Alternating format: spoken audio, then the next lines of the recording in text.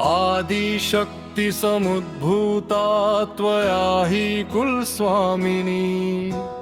आदिशक्ति समुद्भूता त्वया हि कुलस्वामिनी।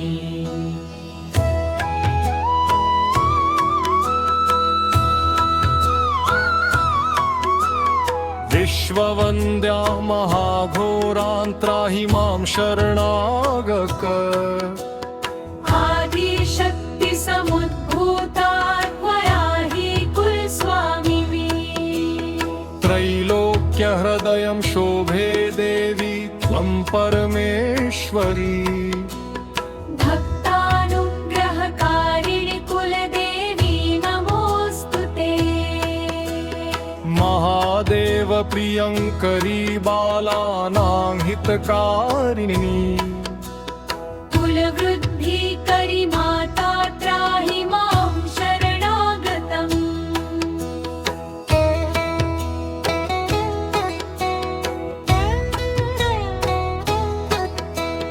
चिद्दग्निमण्डलसम्भूता राज्यवैभवकारिणी। प्रकटितां सुरेशानी वन्दे त्वां कुलगौरवाम्। कदये कुले जात त्वामेव शरणं गत। हतवत्सलोऽहमाद्येऽहं रक्ष रक्षाधुना। पुत्रं देहि धनं देहि साम्राज्यं प्रदेहि मे। सर्वदास्माकं कुले भूयात् मङ्गलानुशासनम्। कुलाष्टकमिदं पुण्यं नित्यं यशुकृती पठेत। तस्य वृद्धि कुले जाता प्रसन्ना कुलेश्वरी। कुलदेवी स्तोत्रमिदं सुपुण्यं ललितं तथा। अर्पयामि भवद्भक्त्या त्राहि मां शिवगेहिनी। आदिशक्ति समुद्भूता त्वया हि कुलस्वामिनी। आदिशक्ति समुद्भूता त्वया हि कुलस्वामिनी।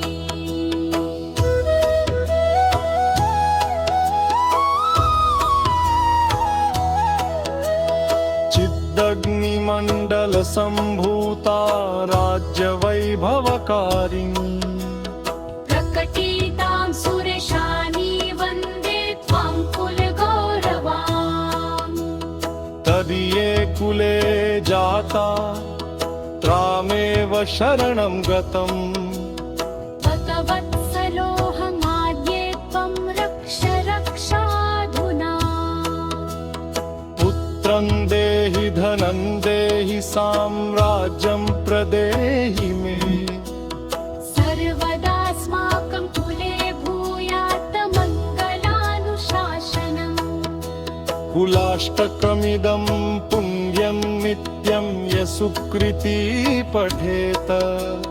तस्य वृद्धि कुले जाता प्रसन्ना कुलेश्वरी। कुलदेवी स्तोत्रमिदं सुपुण्यं ललितं तथा। अर्पयामि भवद्भक्त्या त्राहि मां शिवगेहिनी। आदिशक्ति समुद्भूता त्वया हि कुलस्वामिनी। आदिशक्ति समुद्भूता त्वया हि कुलस्वामिनी। आदिशक्ति समुद्भूता त्वया हि कुलस्वामिनी। आदिशक्ति समुद्भूता त्वया हि कुलस्वामिनी।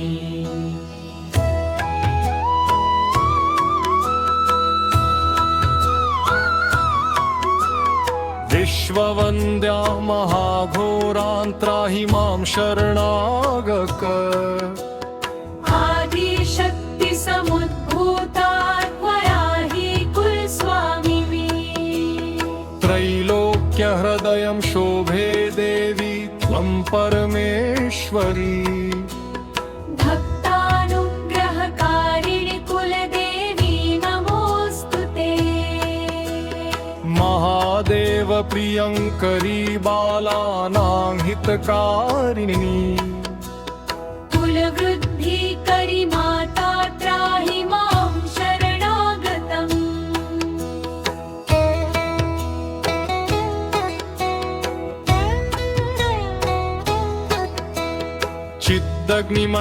चिद्दग्निमण्डलसम्भूता राज्यवैभवकारिणी प्रकटितां सुरेशानी वन्दे त्वां कुलगौरवाम् कदये कुले जात त्वामेव शरणं गत कृतवत्सलोऽहमाद्येऽहं रक्ष रक्षाधुना पुत्रं देहि धनं देहि साम्राज्यं प्रदेहि मे सर्वदास्माकं कुले भूयात् मङ्गलानुशासनम् कुलाष्टकमिदं पुण्यं नित्यं यशुकृती पठेत तस्य वृद्धिकुले जाता प्रसन्ना कुलेश्वरी कुलदेवी स्तोत्रमिदं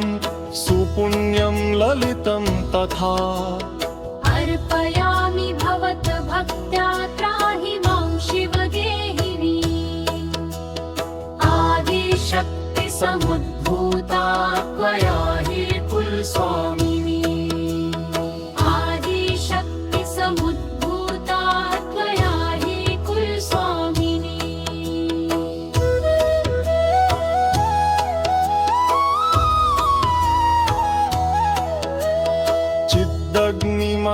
चिद्दग्निमण्डलसम्भूता राज्यवैभवकारिणी प्रकटितां सुरेशानी वन्दे त्वां कुलगौरवाम् तदीये कुले जाता त्वामेव शरणं गतम् गतवत्सलोऽहमाद्ये त्वं रक्ष रक्षाधुना पुत्रं देहि धनं देहि साम्राज्यं प्रदेहि मे सर्वदास्माकं कुले भूयात् मङ्गलानुशासनम् कुलाष्टकमिदं पुण्यं नित्यं यशुकृती पठेत तस्य वृद्धिकुले जाता प्रसन्ना कुलेश्वरी कुलदेवी स्तोत्रमिदं सुपुण्यं ललितं तथा अर्पयामि भवद्भक्त्या त्राहि मां शिवगेहिनी आदिशक्तिसमुद्भूता त्वया हि कुलस्वामिनी आदिशक्तिसमुद्भूता त्वया हि कुलस्वामिनी आदिशक्तिसमुद्भूता त्वया हि कुलस्वामिनी आदिशक्तिसमुद्भूता त्वया हि कुलस्वामिनी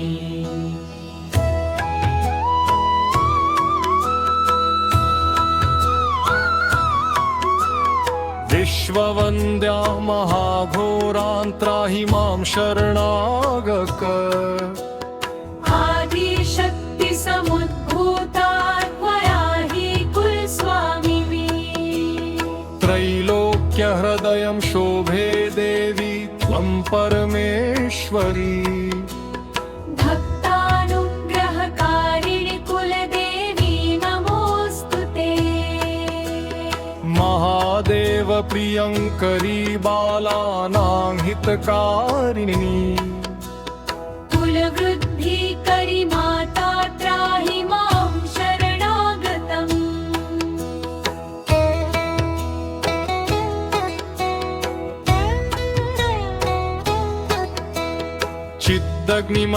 चिद्दग्निमण्डलसम्भूता राज्यवैभवकारिणी प्रकटितां सुरेशानी वन्दे त्वां कुलगौरवाम् कदये कुले जात त्वामेव शरणं गत कृतवत्सलोऽहमाद्येऽहं रक्ष रक्षाधुना पुत्रं देहि धनं साम्राज्यं प्रदेहि मे सर्वदास्माकं कुले भूयात् मङ्गलानुशासनम् कुलाष्टकमिदं पुण्यं नित्यं यः सुकृती पठेत तस्य वृद्धि कुले जाता प्रसन्ना कुलेश्वरी कुलदेवी स्तोत्रमिदं सुपुण्यं ललितं तथा अर्पयामि भवद्भक्त्या त्राहि मां शिवगेहिनी आदिशक्तिसमुद्भूता त्वया हि कुलस्वामिनी आदिशक्तिसमुद्भूता त्वया हि कुलस्वामिनी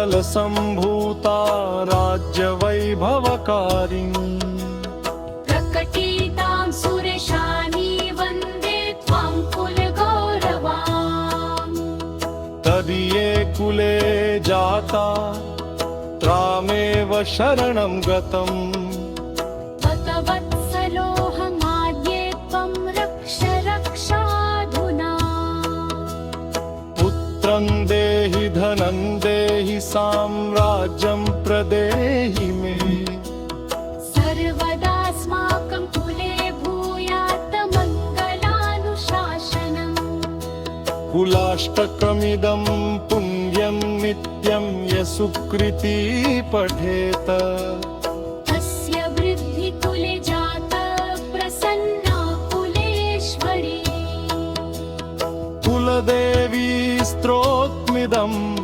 सुपुण्यं ललितं तथा अर्पयामि भवद्भक्त्या त्राहि मां शिवगेहिनी आदिशक्तिसमुद्भूता त्वया हि कुलस्वामिनी आदिशक्तिसमुद्भूता त्वया हि कुलस्वामिनी आदिशक्तिसमुद्भूता त्वया हि कुलस्वामिनी आदिशक्तिसमुद्भूता त्वया हि कुलस्वामिनी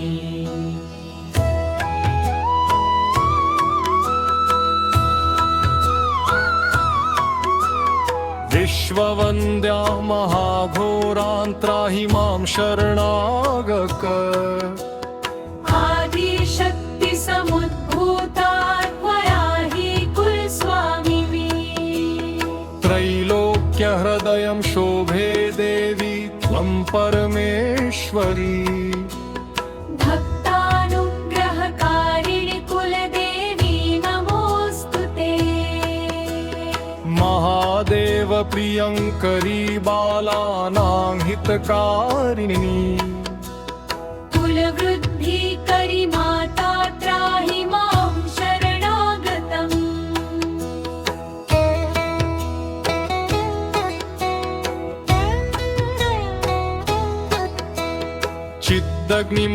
चिदग्निमण्डलसम्भूता राज्यवैभवकारिणी प्रकटितां सुरेशानी वन्दे त्वां कुलगौरवाम् कदीये कुले जात त्वामेव शरणं गत वत्सलोऽहमाद्ये त्वं रक्ष रक्षाधुना पुत्रं देहि धनं देहि साम्राज्यं प्रदेहि मे सर्वदास्माकं कुले भूयात् मङ्गलानुशासनम् कुलाष्टकमिदं पुण्यं नित्यं यः सुकृती पठेत तस्य वृद्धि कुले जाता प्रसन्ना कुलेश्वरी कुलदेवी स्तोत्रमिदं सुपुण्यं ललितं तथा अर्पयामि भवद्भक्त्या त्राहि मां शिवगेहिनी आदिशक्तिसमुद्भूता त्वया हि कुलस्वामिनी आदिशक्तिसमुद्भूता त्वया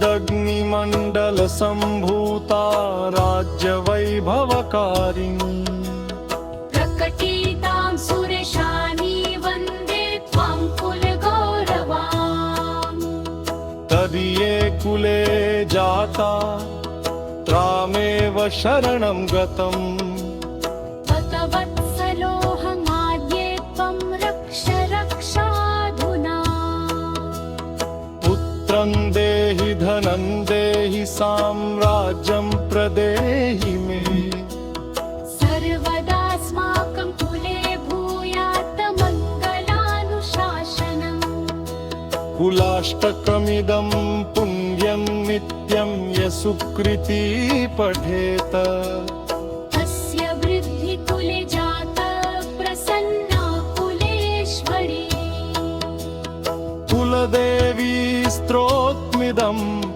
सुपुण्यं ललितं तथा अर्पयामि भवद्भक्त्या त्राहि मां शिवगेहिनी आदिशक्ति समुद्भूता त्वया हि कुलस्वामिनी आदिशक्ति समुद्भूता त्वया हि कुलस्वामिनी आदिशक्ति समुद्भूता त्वया हि कुलस्वामिनी आदिशक्ति समुद्भूता त्वया हि कुलस्वामिनी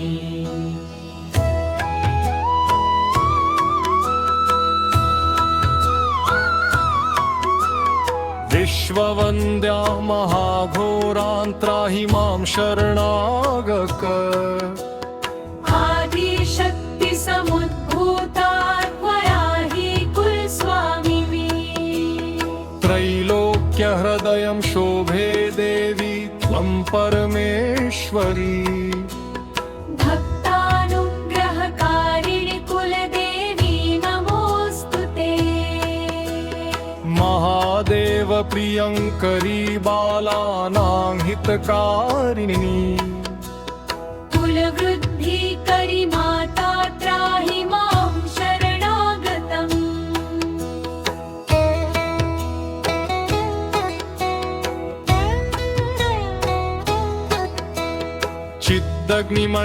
चिद्दग्निमण्डलसम्भूता राज्यवैभवकारिणी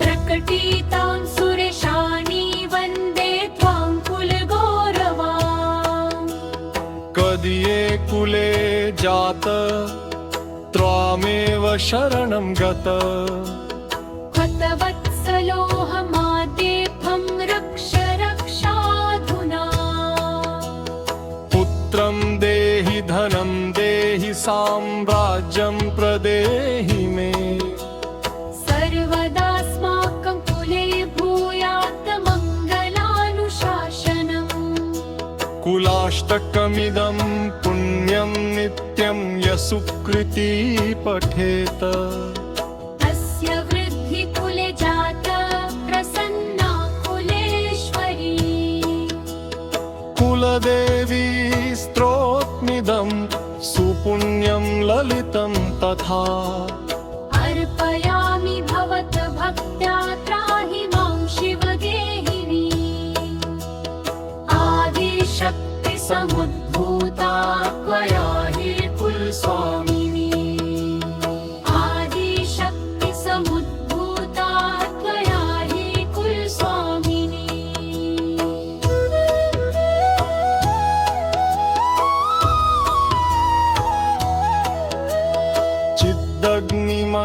चिद्दग्निमण्डलसम्भूता राज्यवैभवकारिणी प्रकटितां सुरेशानी वन्दे त्वां कुलगौरवाम् तदीये कुले जाता त्वामेव शरणं गतम् वत्सलोऽहमाद्ये त्वं रक्ष रक्षाधुना पुत्रं देहि धनं देहि साम्राज्यं प्रदेहि मे सर्वदास्माकं कुले भूयात् मङ्गलानुशासनम् कुलाष्टकमिदं पुण्यं नित्यं यशुकृती पठेत अस्य वृद्धि